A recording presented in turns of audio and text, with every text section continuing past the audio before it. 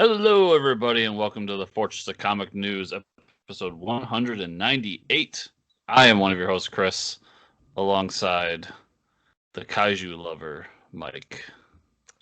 Yeah, it doesn't take much. You put a giant monster on a big screen, and I'll watch it. So, we got the Kong versus Godzilla trailer today, everybody. So we'll be chatting about that a little bit. Yeah, I mean, so far HBO Max is it's paying dividends on that half a year I bought. So, you said you saw some hype trailer for it. I haven't. I don't watch regular cable television, so I don't really know what's going on there. But Yeah, it was some hype trailer with all the different movies in it, and I just spent the whole time searching for Polka Dot Man, and I found him. And you found him. It's kind of hard to miss with the suit they gave him. Yeah, I keep seeing more screenshots of that movie, and it just looks awesome. I just can't wait. I think that's gonna be the redeeming movie for DC for me. That's gonna be the one where I finally have a DC movie that I fall in love with, and of the recent stuff, obviously. But yeah, so I'm super stoked for it. Today on the show, returning guest, Mr. Rob Stanley. We talked to him about the Bite of Brenna Barlow, and now we are talking about Bite of Brenna Barlow 2, London Calling. So stay tuned for that. Very cool man, and a very cool little universe he's building there with his character.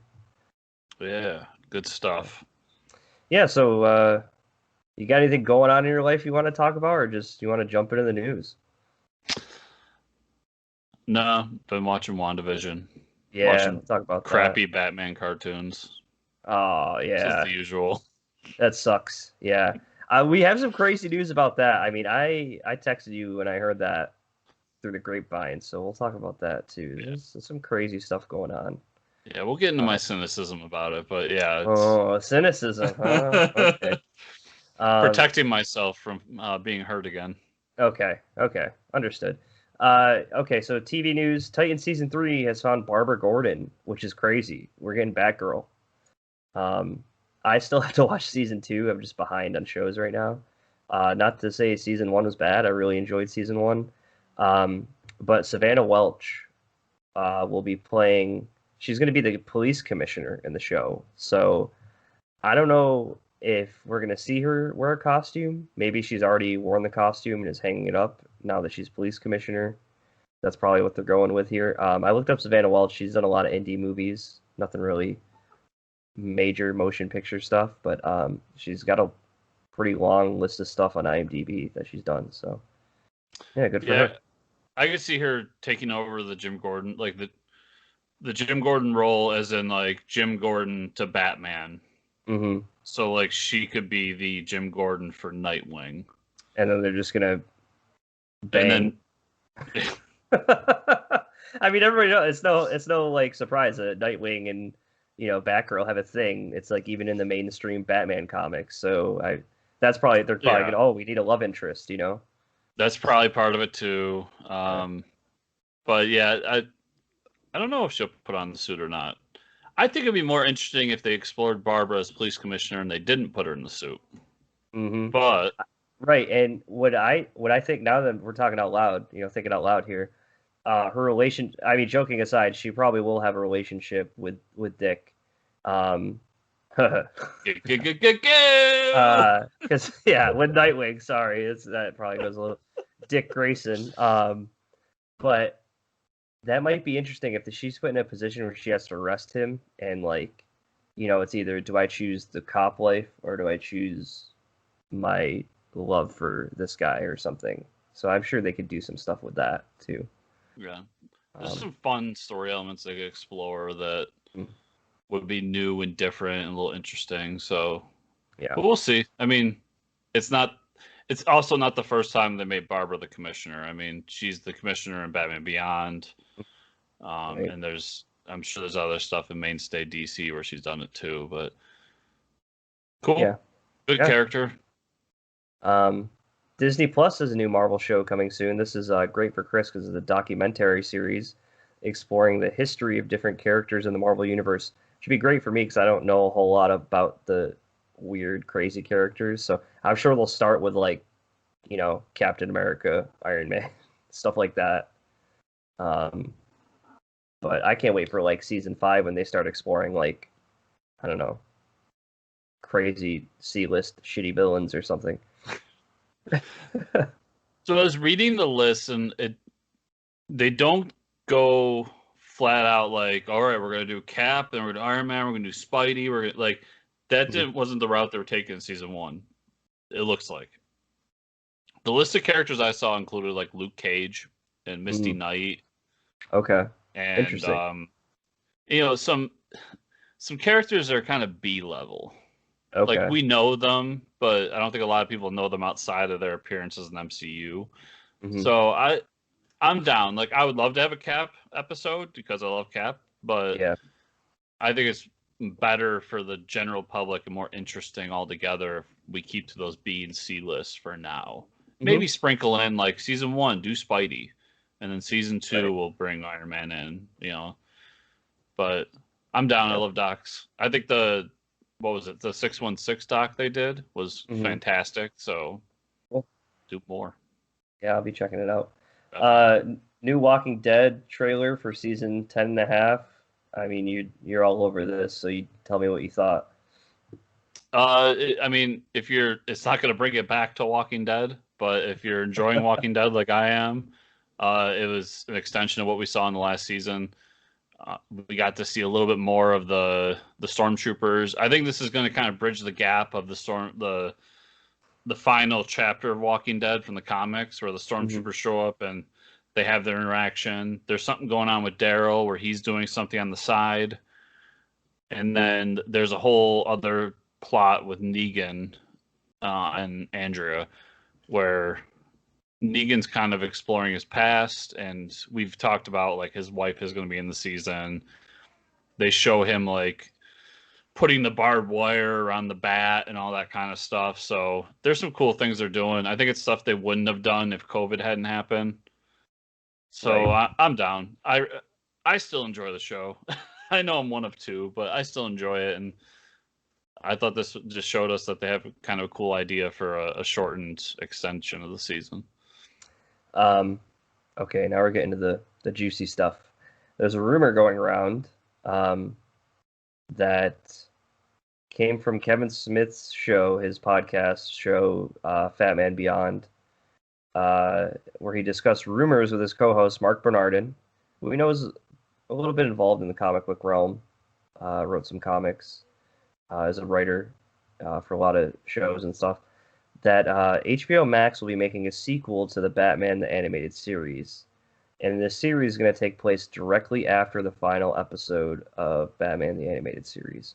I heard this and was super excited because of just we'll get Batman the Animated Series in a new like format, like a modern format.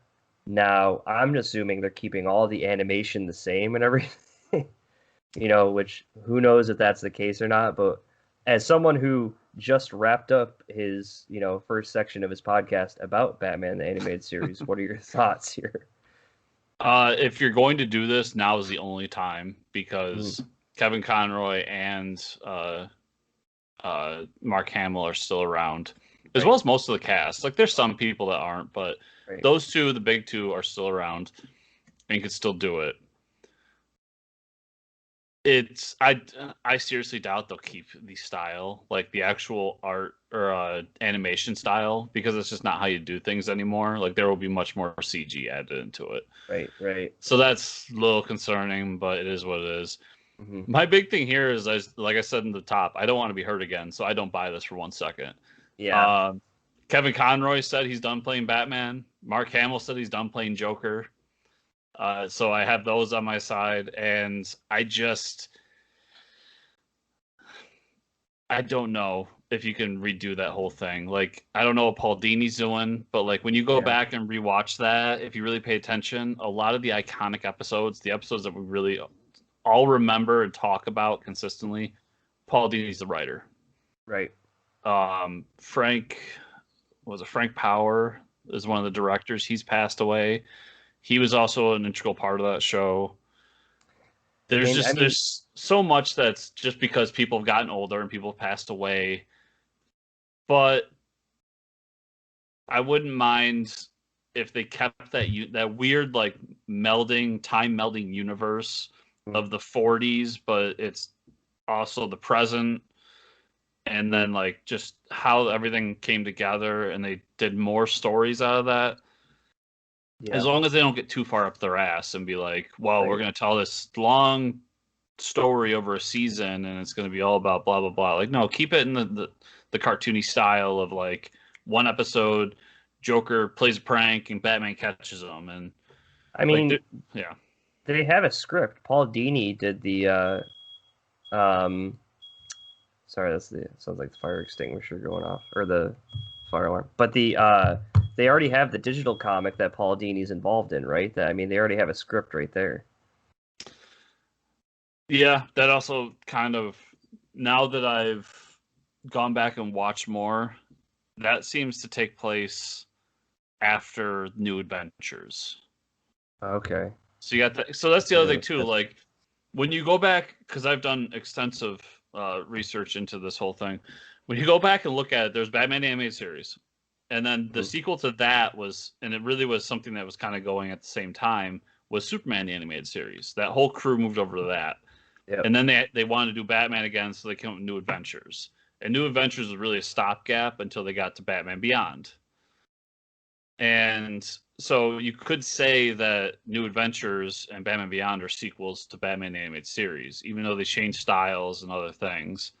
But there's also a time gap there, because when we leave the animated series, Dick is still Robin.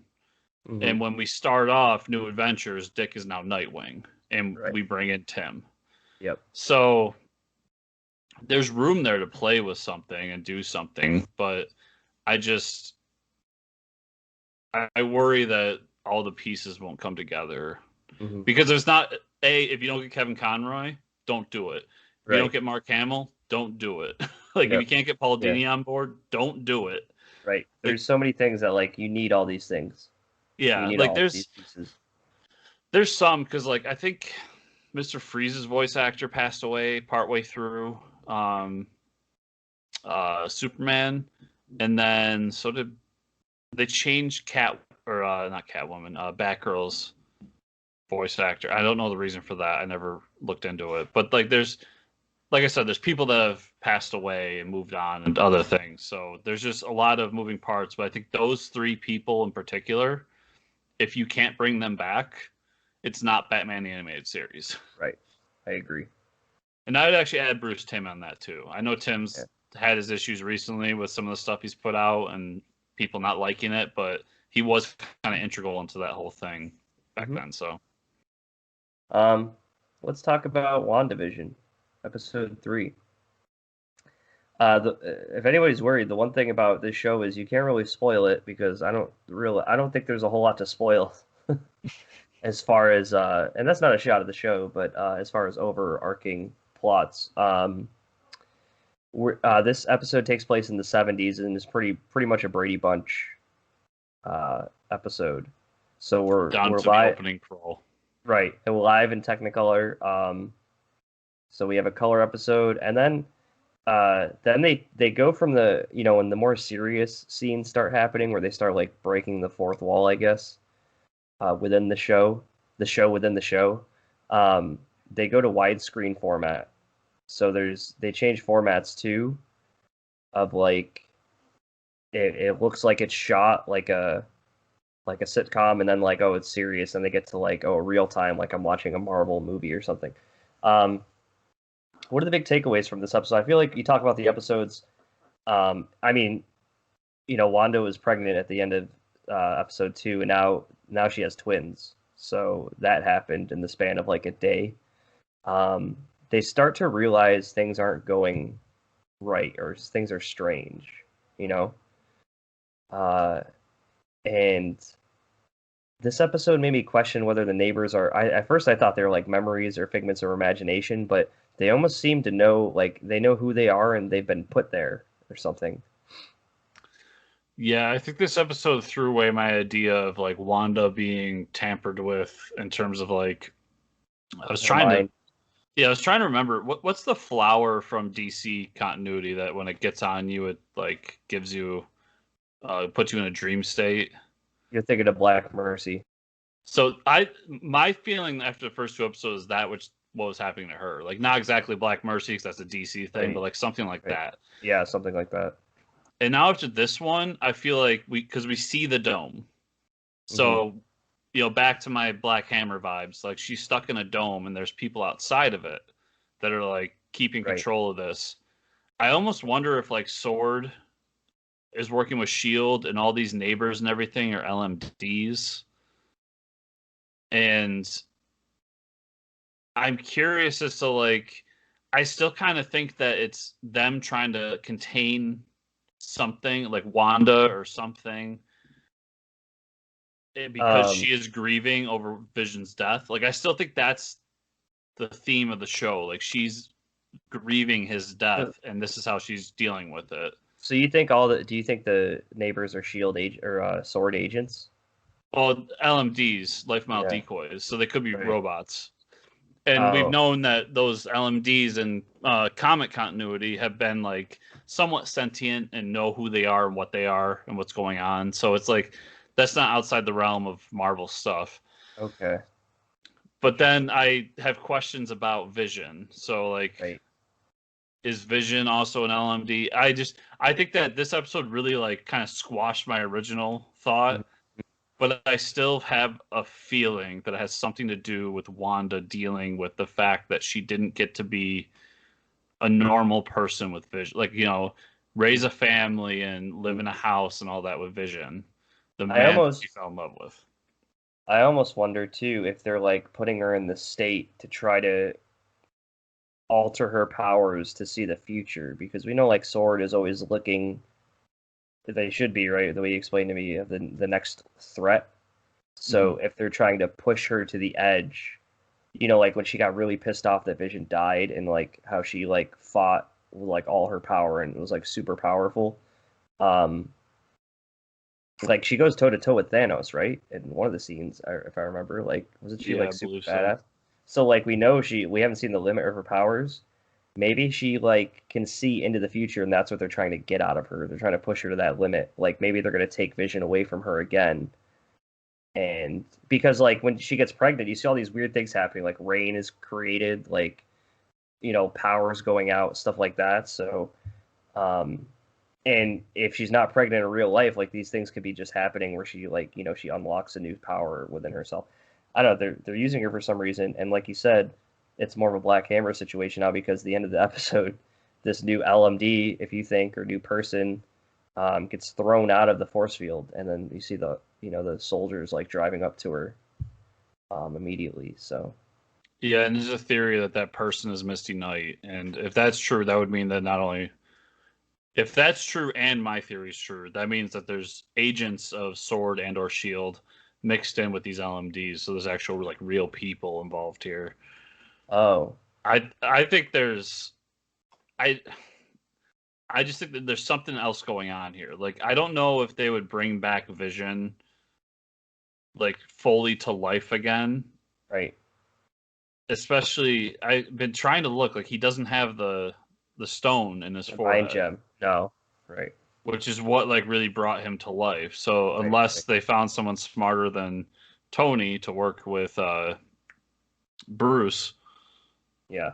Like, how did they bring him? So I have a lot of questions. And the infomercials too, they teased us, right?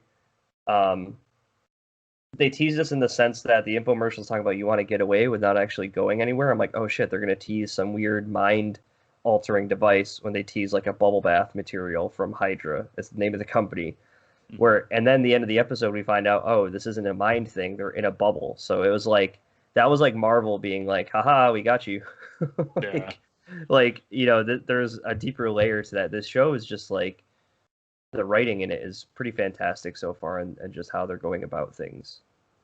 Yeah, whoever plotted this like more bigger story as to what it is had to have been like right there along with the other writers, because not only is that all going on, but just the episode to episode arc of like them doing the different sitcoms is really flowing really well too. Yeah. Because like It's a little out there, but it's a Brady Bunch episode. Wanda's pregnant, and within a day, she goes through the 9 months of pregnancy, and it's like all the wacky situations you get from that.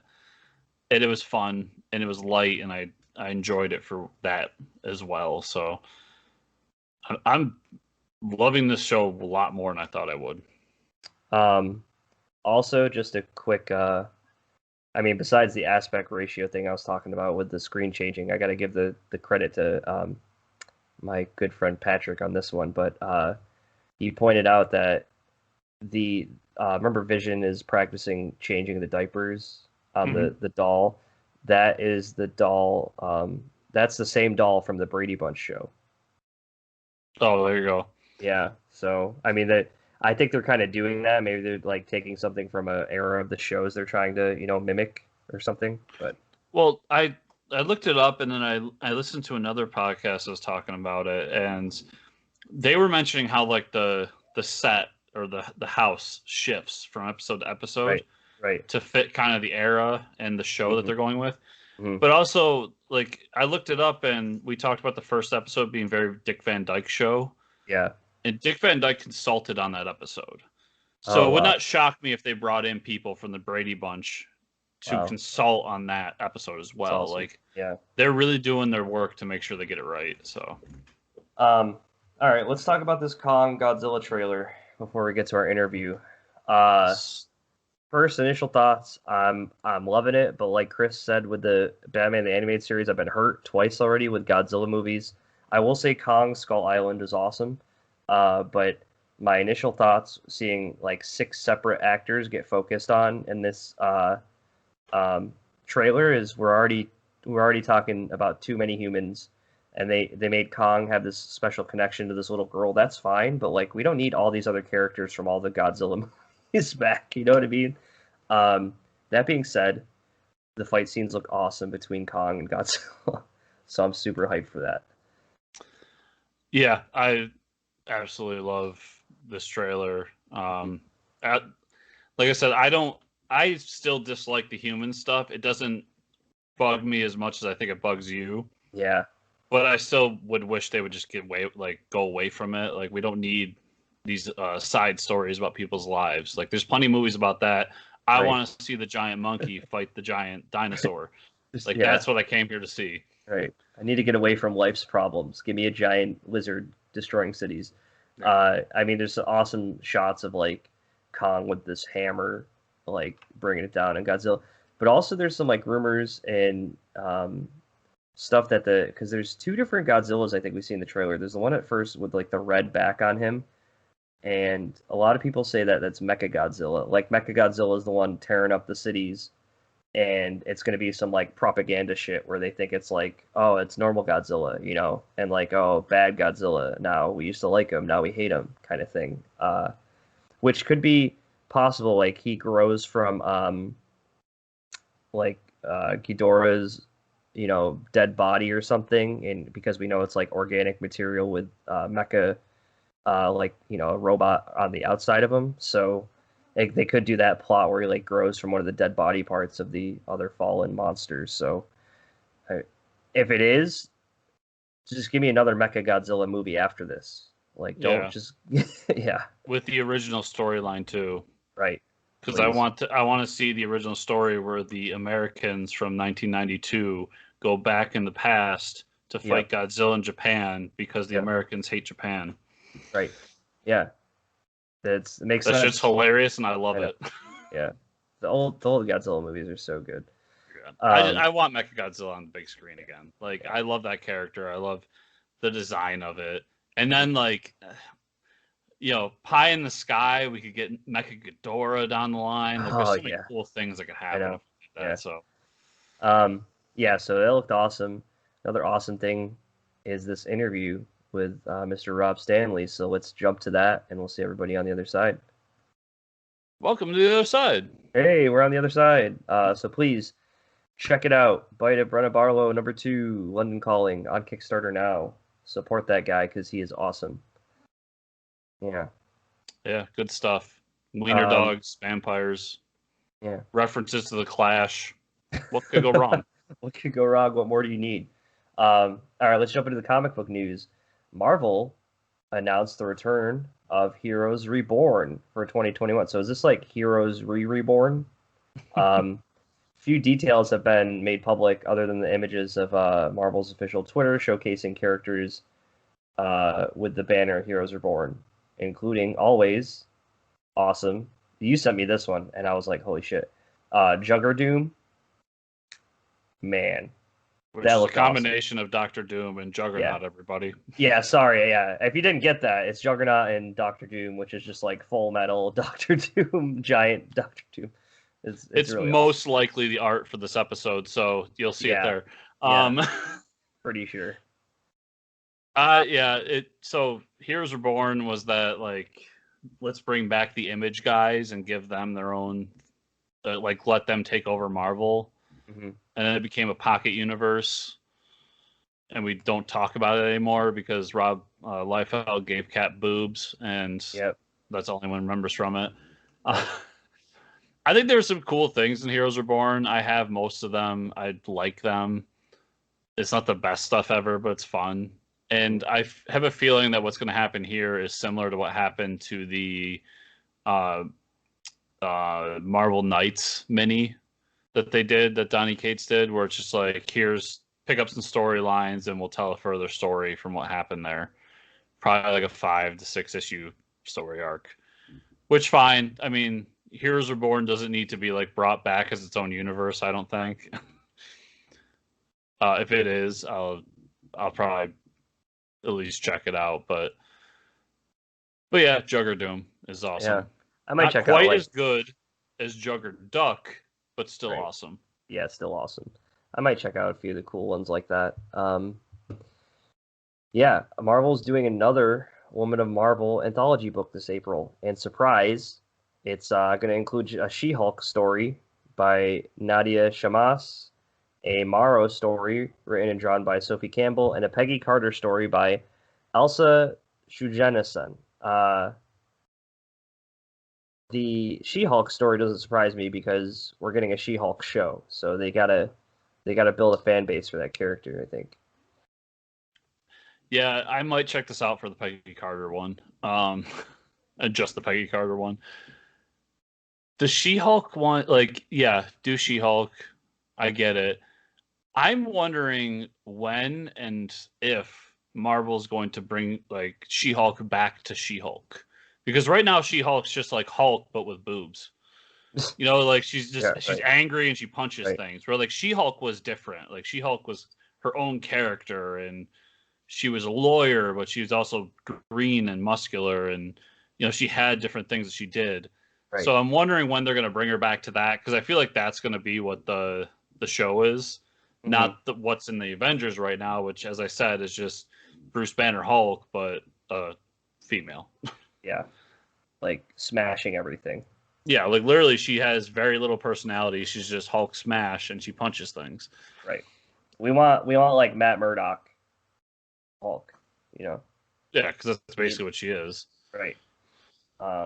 But yeah, good for them. It's all female characters written by female creators, and, you know, I like Peggy Carter, so I'll check that one out. Nice. What If is back again. Yay! Yay! Marvel will be publishing Spider-Man's Spidey Shadow by Chip Zdarsky with art by Pasquale Ferry. The story will ask, what if Peter Parker became Venom? Interesting. Which I feel like we've asked before, but okay. Yeah. Yeah. It's like, usually what ifs are like things that the fans are like, oh, I never thought about that. But that's, I mean, that kind of happened in Spider-Man 3. We don't talk about that. But I think there's actually been a what if story of that, but it hasn't been written by Chip Zdarsky, so this is automatically better than that one. Sure. I'm down to check it out. I like Chip Zdarsky, and that's also one of those, like, what if stories that's very easy. Like, yeah, he had the Venom symbiote, and what if he kept it? Okay, you know, go from there. So, what if stories are always good. Yeah, they're always fun. What ifs. Speaking more of Venom, Marvel and Donny Cates announced that after King in Black the writer is leaving the series. His last issue will be issue 200 with no new creative team announced yet. So, I mean, that's just Donny Cates' thing. He does a cool little story arc here and there, maybe a little event, and then he goes on to something bigger and better. So he's been on this one for a while now, actually. Has he? It's been 4 or 5 years. On Venom? Really? It's been yes. No it's way. been a while. This is hands down his longest running Marvel book. So I can't even remember how long. Yeah, you could look it up, but I know it's been a while. He's been at least 60 issues, just Venom, not speaking of the Carnage stuff, not speaking of King in Black stuff. Okay, wow. So it sucks because for the first time in my life, I'm enjoying Venom, and that's directly because of Donnie. So I don't think there's a single creative team they could announce that would keep me on the book personally. Yeah, right. But he did say that his crescendo to this book was King in Black. And he claims that they didn't plan it to end at 200, but it just worked out that way. I don't buy that for a second. Yeah. But that what that means? That means that Donnie's moving on to something else. And this sucks because we won't get him on Venom anymore, but maybe he goes to something else. Right. Maybe Donnie takes over Captain America and I'm finally a happy man. Who knows? Who knows? Maybe one day. But, I'm excited about this. Magic the Gathering comics are moving to Boom Studios. The new series is titled, guess, Magic the Gathering, and will be written by Jed MacKay, which is awesome. Jed MacKay is a great writer, with art by Ig Guara. It's said to come to comic shops this spring. I'm excited for this. I've read some of the already the Magic comic books, and usually they'll deal with like a specific, because like within the Magic realm you have these different planes of existence, kind of like a multiverse. Yep. And I'm just excited that the title of it is just Magic the Gathering. So, I mean, if this is a glimpse into the multiverse, like dealing with a different one each story arc, or like, I love the lore of Magic, and you don't get it really just from the cards. So I think this is a really cool idea. I mean, they have the novels out there, but we need pictures, Yeah, when the novels first started coming out, when I was playing Magic, I read a few of them. I like this because even though it's not quite like we're rebooting all Magic, it still feels like we're rebooting Magic the Gathering, right? At least the lore. So like, I have a place to jump in. Where before I felt like it's the same problem I have with Dungeons and Dragons lore right now. Is you jump in, it's just like the story's been going on for 30 years. Yeah, it's so heavy. And it's not quite. I mean, I know this is the argument that everybody uses for like Marvel and DC, but for me it's different because that's Marvel and DC. They're their own thing. But for this, it gives me a place to jump in, and I'll probably check it out, see, because I always did like Magic the Gathering. I like the lore behind it, and I enjoy fantasy stuff, and I don't read enough of it. Yeah. So, and Jed MacKay's got some cool stuff. I'm excited for his Avengers Mech Strike book that he's got coming out. Yeah, that sounded awesome too. Yeah. So, so it'll be cool to see that coming out in the spring. Boom Studios, by the way. Yeah, Boom Studios are picking that up. That's awesome. I think IDW had it previously, and I don't know if that was an issue, but they weren't doing much with it. So I'm glad this there was maybe like a trade every few years or so. So and I remember when the books would come out, the Magic fans would come out because there would be like a special card with each book. Right. Yep. But nobody actually read the comics. At least in my circle, everybody just bought it and like threw it to the side because they got a card. Yep, they wanted the promo card. Yeah. In a post on Instagram, Brian K. Vaughan claims that him and Fiona Staples are hard at work bringing back Saga. It was supposed to be a year break. I don't know if you've been counting, but I think it's been over a year. So it's 3. Yeah. And if anybody's had time to do it, I mean, it's this is the longest year in existence in 2020. So they've really had about 10 years if you think about it. Can we believe this? Maybe because he made the announcement. I mean, if you're the creator, you wouldn't get fans hyped without, having a little bit of something. I'm going to go back to my Batman the Animated Series. No, I want to believe because Saga needs to end. Like, not that I want it to come back for 5 issues and then end, but I'm saying like you can't just kill the book at 54 with no ending. Like, right. On especially a book this good. Right. And especially with like the endings you've given us for like Why the Last Man, right? How do you get a book like you know he's got to have an ending somewhere. So hopefully we get it soon. So I want to believe, and I think I do believe. I think that he had the time this year to, put pen to paper and finish up some, get a head start on maybe like, I don't know, a year worth of story or whatever. And now it's in Fiona's hands. That's my headcanon right now. I hope that's what's going on because Saga needs to come back. Yeah, I need that in my life. It's such a good book. If you're not reading it, what are you doing? You have time to get caught up. It's been 3 years, so. Yeah, and it's well worth catching up on. Yeah. With that, let's talk about what we read this week, huh? Yeah.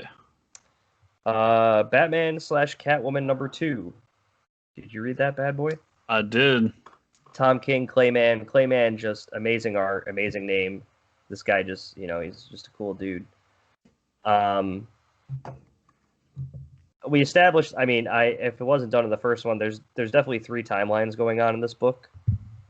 There's the one where you have Andrea/Phantasm going after the Joker, taking out each of his henchmen. You have a timeline with Catwoman working with Joker to send Batman on some weird wild goose chase to like make the Batman think that the Joker is trying to commit a robbery or something, right? Did I get that right?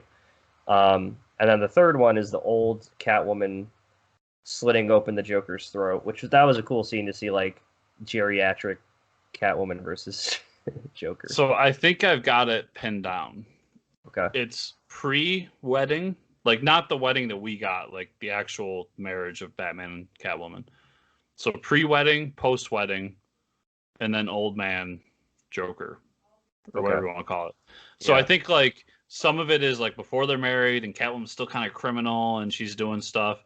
And then some of it's after they're married where Batman's kind of cracking the whip and saying, no more stealing things.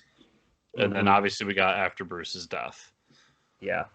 So that makes sense to me. Like, no more stealing things, so this is how I get around that, framing other people for stealing things. Yeah.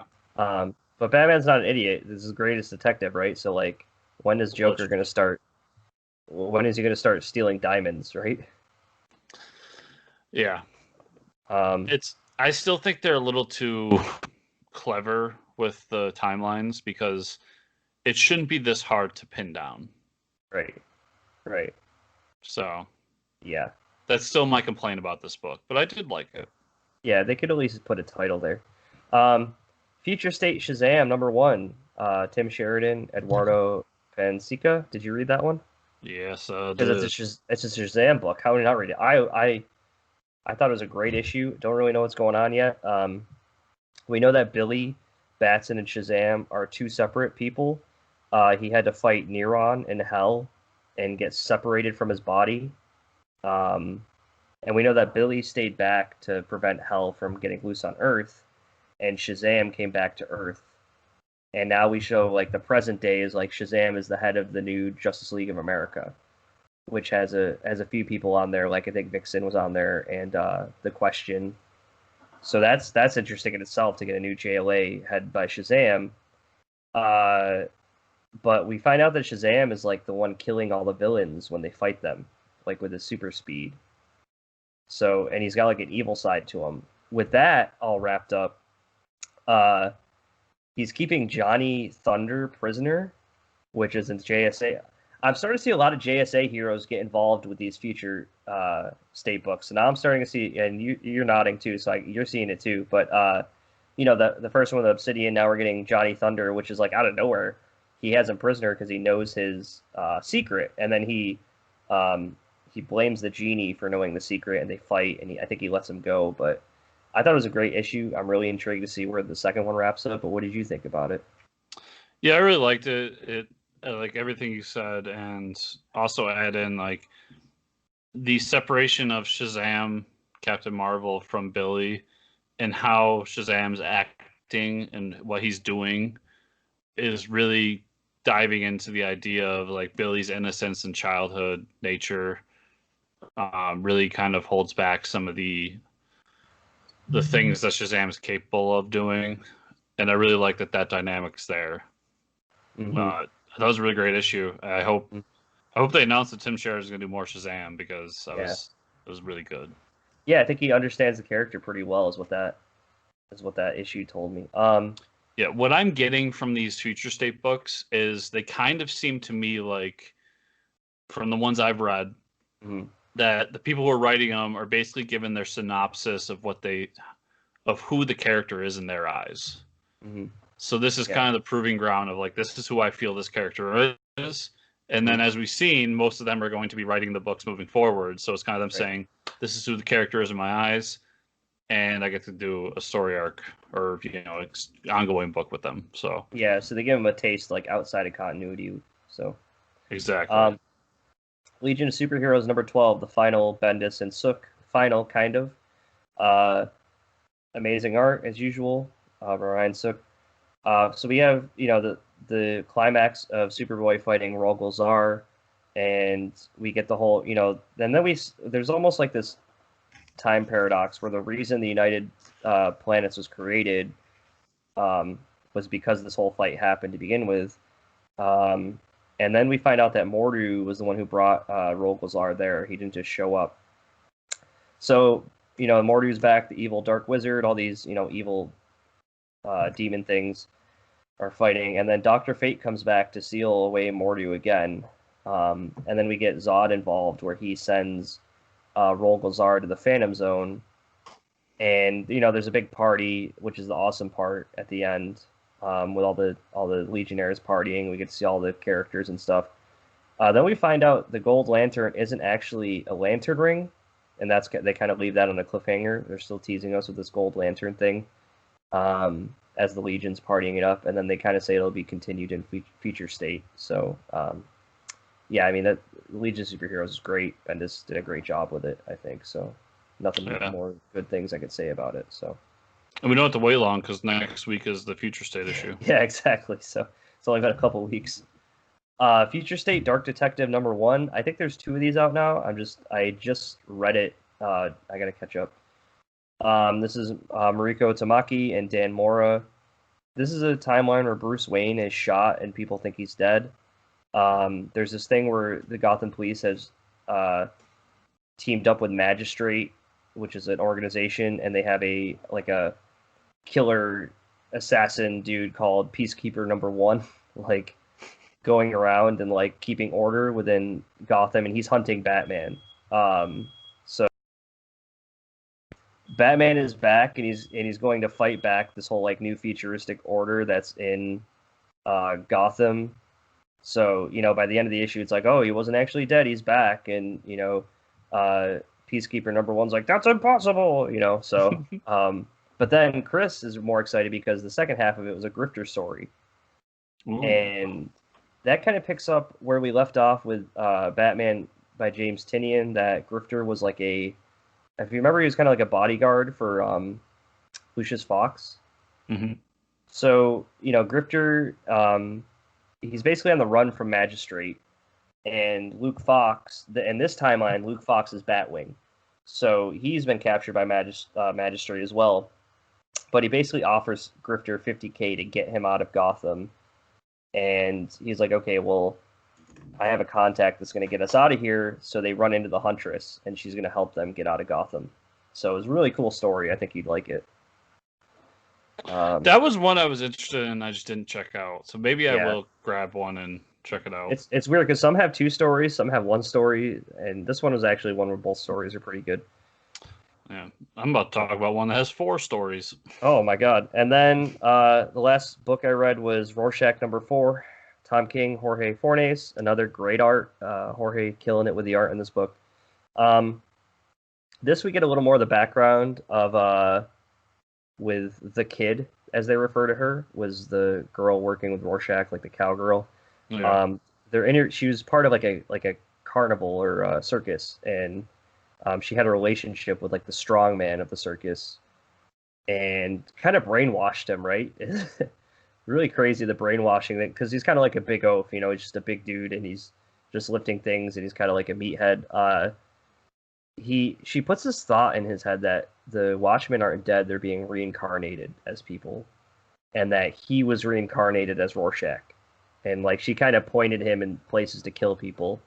Um, this is who's being interviewed by the cop that's investigating the situation. Is he's in like a mental institution, um, and you know they're reincarnated to avoid the squid control because we still have this conspiracy that the squids are like controlling people's brains. So that's why the Watchmen had to disappear so the squids wouldn't take control of them and kill everybody with the Watchmen bodies. It's kind of ridiculous, uh, but by the end of the book, he finds out that the strong man finds out that his friend is dead now, and he's not worried about it because he says she will be reincarnated. So I want to say that's foreshadowing. Whether it's foreshadowing to say that is she actually dead? No, but there's probably someone that's going to step up and take her place just to commit some more chaos or something like that. So I don't know what you thought about it. I think it's getting interesting now. We're starting to get the snowball rolling, and I'm not really trailing off. I'm getting more interested. So yeah, I really liked it. Yeah, and it got me. So the kid is the main character now. Like she's finding these men and convincing them to either that they are Rorschach or that they need to become Rorschach or whatever she's doing, and it's creating this really cool story arc of like the kid finding these people and doing this thing, and how, because we know like later on there's been teases that like Dr. Manhattan's going to show back up in this book and other characters as well. So I'm interested to see how all of this meshes together. But yeah, this is the first issue where I really felt like I really enjoy this series. I think it really brought the last couple issues together and made it a very enjoyable experience. I agree too, and the thing being here, this whole squid control thing, I didn't believe it at first, but then like even the guy brings up a good point that's been arrested that Dr. Manhattan could do all these things. Why couldn't he do that? Yep. Reincarnate the Watchmen. And I'm like, oh, there's like maybe a 5% chance that could be happening. So I don't think it's totally debunked yet. Yeah, and I like I'm really liking the style of going from character to character, like person to person, and it's an interview with them and them telling their story. And this guy, like, yeah, he's kind of a meathead. Yeah, he's not the brightest candle on the cake, but at the same time, there's something about him that is really endearing, in the fact that I don't think that he's an idiot. Mm-hmm. I think there's something about him that he's just someone who's so capable of love that he fell in love with this woman and just kind of followed her down whatever path that she told him to. So yeah, really good issue. Yeah. And that's what I read this week. So I read all that. Plus, first, I'll say I finally caught up on all the Tales of the Dark Multiverse books, and I won't get too much into it other than say that really great books. Like I said before with the What Ifs, because these are essentially what ifs. I really like what if stories, and I thought they were really well written and drawn. So if they're collecting these in any ways, definitely check them out because they're really cool. And then I had King in Black #3, which is kind of it's Thor's coming out party, but it's also Dylan's coming out party. So all the heroes realize they gotta get Dylan to safety, so they band together and try to get Dylan out there, and Dylan's helping them along by trying to like get the symbiotes off of people and dealing with them. So he frees Cat from symbiote control and a few others, and he really shows that he's pissed about the fact that Eddie's dead. And then just Thor shows up and is a badass and just throws lightning at Null and all this other stuff. Nice. They do go into some of the like what's going on with that light god, because Wraith was brought up, if anyone remembers that one shot with Wraith, and a few other things. So I think this was definitely like we brought the big gun in, which is Thor, and we showed off like what Dylan's really capable of in this issue. And then we talked a little bit about like, and everybody's doing their own mission. So I'm I thought it was a good issue. It's not my favorite issue so far, but I definitely can't wait to see what this story has in store for us. Awesome. Avengers number 41. It's more of the Phoenix story arc. And what it really is the Phoenix really wants T'Challa, the Black Panther, to take control. And so she's kind of pushing him over the edge and trying to like make him do what she wants so that she can take control of him. And there's some really cool like little fight sequences. Like they do a bunch of different pairing ups. So like they got, what was it? Devil Dinosaur fights Shi'ar the She-Devil. Nice. And mind you, these are all like they're all controlled somewhat by the Phoenix. Man-Thing fights. Who does Man-Thing fight? Oh yeah, Black Panther. Nice. Hyperion's in it, and he fights Shang-Chi. And the fun part about that one is Hyperion is just gets the power and realizes how much more powerful he is now and starts to brag about it. And Shang-Chi's just sitting there meditating and beats him because Hyperion is so in his own head that he starts to lose control. Okay. Wow. And it goes on and on. And then we end the book with the always awesome Namor taking control and fighting somebody. Nice. So I think this book is going to climax in Black Panther Namor fighting and all that. But I enjoyed it. I mean, if you haven't been on the Avengers ride, it's tough to jump into, but it's really cool. What's very good to jump into is Superman Worlds of War #1. Oh, cool. Heads up, it has 4 stories in it. Wow. So I won't start with the first story. I'll start with the second story is a Mr. Miracle story, and it was kind of dull, I thought. And then the last story was Black Racer, and that once again I didn't really enjoy that one as much. The other 2 stories though, and all these stories mesh together in some way. The first one is written by Philip Kennedy Johnson, and it's Superman, and he does a couple of cool things with this. So first, Superman's no longer on Earth. We don't know where he is. Okay. And there's been kind of this cult religion that's built around Superman, which I thought was a really cool aspect of if Superman died and went away, of course he would be a Jesus-like figure in this world. Right. Why wouldn't he be? Everybody would go to Smallville to try to get that Messiah feeling. Makes sense. And this character goes there and kind of listens to what's going on and everybody's theory and their story about how Superman saved them. And then she kind of just gets fed up with it and walks away. And then we come to realize that Superman isn't dead. He's actually stuck on Warworld. And he's killed Mongol, but Darkseid's taken over. Oh, boy. So he's out there somewhere trying to fight his way back to Earth. That's awesome. I thought it was an awesome story, and I highly recommend it to anybody. And once again, Philip Kennedy Johnson's taking over Superman after this, so I thought it was a good start. Yeah. And then the other story I really liked was Midnighter by Becky Cloonan. Oh, okay. So I thought this would pique your interest because I know you like Midnighter. Yeah. And Midnighter's got this he's got this secret mission to help Superman. Somebody's trying to create fake kryptonite. So he goes undercover to do it, and it's basically him just kind of crawling through sewers and fighting robots. It's a lot of fun. Cool. And then it ends with him meeting a character, and I'm not familiar with it. Oh, and also, anyone in audio, I'm sorry. But I saw this page, and I thought that was Codpiece, and I was really happy for about 2 seconds. Oh, my God. Almost. But it's not Codpiece. But then on the last page, he meets up with this character, and I was wondering if you could tell me who this is. That's Atlas, I believe. Yeah. Is that from? Because what's the book Midnighter's from? He had his own Midnighter book, but I believe he has a relationship with Atlas. But he's from an indie book, and then was brought over to DC, and I'm zoning on it. I know you're a fan of it. It's really making me mad. Who was Midnighter? Yeah. Oh, Oh, I can't. Was it like a? I can't. I'm blanking right now. Yeah, so am I. It was in Wildstorm. I know like all Not the the history of Authority. it. Is it the Authority? The Authority, yes. Yeah, the Authority. So I Yes. thought maybe that character was from the Authority too, but I didn't recognize him. Um.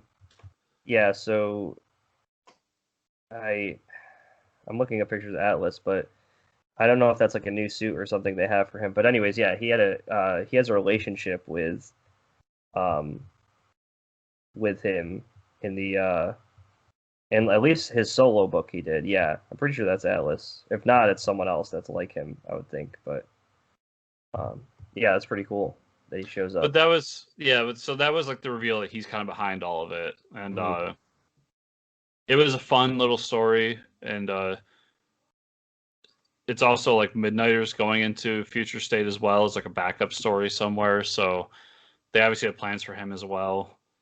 I thought that book all together, even though I didn't enjoy the two stories, I thought that book all together is really worth your money. Sorry, I misspoke. That's Apollo, not Atlas. Oh, okay.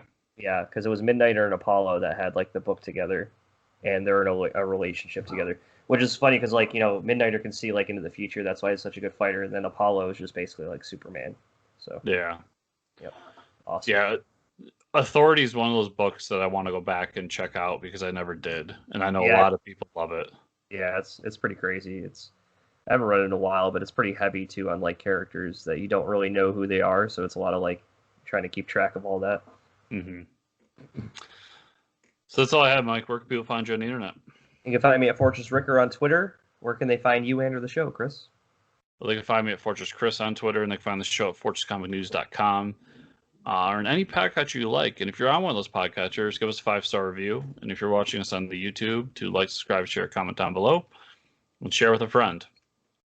And if you want to be the extra special, awesome, super omega guest listener, go to patreon.com/fortresscomicnews. Everybody, thanks so much for listening. As we get to 200, that's some cool stuff in store. Mm-hmm. And we'll see you next week. See ya.